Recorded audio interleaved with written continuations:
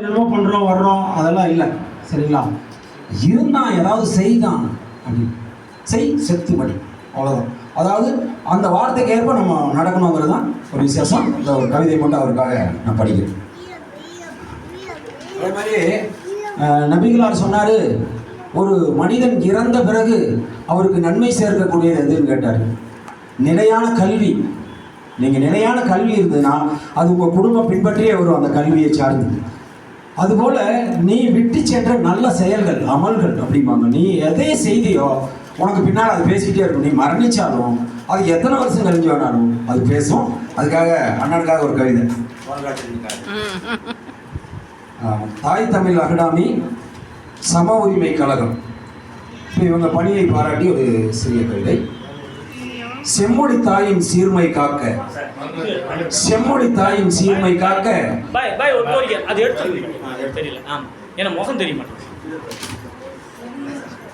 செம்மொழி தாயின் சீர்மை காக்க தாய் தமிழ் அகிடாமை எடுத்தது ஒரு அவதாரம்.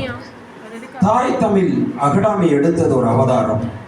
மண்ணின் மைந்தர் மகுடம் சூட, நாமெல்லாம் மண்ணின் மைந்தர் மகுடம் சூட மனதார செய்கிறது பெரும் உபகாரம். மனதார செய்கிறது பெரும் உபகாரம். சமூக சேவையில் தடம் பதித்து, சமூக சேவையில் தடம் பதித்து சரித்திரம் படைக்கும் சாதனையாளர், அவர் பெயர்தான் பால்ராஜ். சமூக சேவையில் தடம் பதித்து சரித்திரம் படைக்கும் சாதனையாளர், அவர் பெயர்தான் பால்ராஜ்.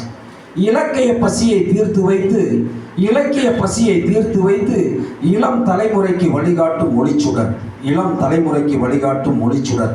உயரிய விருதுகள் வழங்கி இன்று, உயரிய விருதுகள் வழங்கி இன்று உள்ளங்கள் மகிழச் செய்கிறது இப்பணி. வாழ்க அகாடமியின் தொண்டு என்றும் வளர்க தமிழ் போல் இதன் பெரும் பணி. நன்றி. சரிங்களா? அப்போ வெளியே யாராவது இருக்காங்களா? இருந்தால் கூப்பிடுங்க. ஒரே ஒரு ரெக்கார்டு அண்ணனுக்கு வேண்டி. அதாவது தமிழும் ஆங்கிலமும் கலந்த ஒரு வெஸ்டர்ன் மியூசிக்கில் ஒரு சின்ன ஒரு பாட்டு தயார் பண்ணியிருக்கோம். அது இப்போ அவருக்காக போடுறோம். ஒரு 2 நிமிஷம் தான் ஓடும். அதை கேட்டுட்டு நீங்கள் சொல்லுங்க. நான் அது வரைக்கும் நிற்கிறேன். போடுங்கண்ணா.